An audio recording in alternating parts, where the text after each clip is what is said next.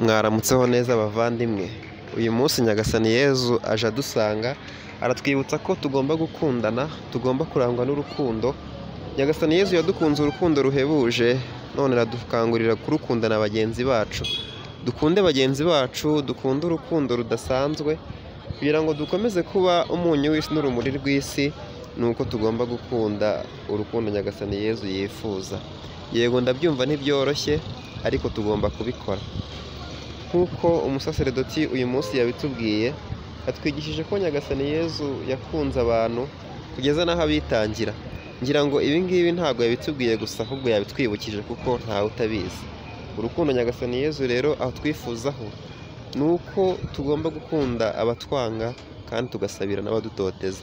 Niba umuntu agukunze, nawe mukunde kandi umukunde umukunze, pana kumuryarya. Byinshi yagarutseho, yatubwiye ko tutagomba kuryaryana, ngo usekere umuntu kandi ubizi neza ko mu mutima wawe hatuyemo urwango.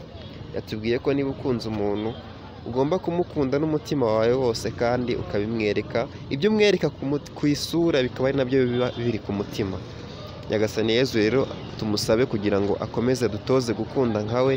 Yego ntibyoroshye, ariko hamwe nawe tuzabishobora. Mbifurije icyumweru cyiza.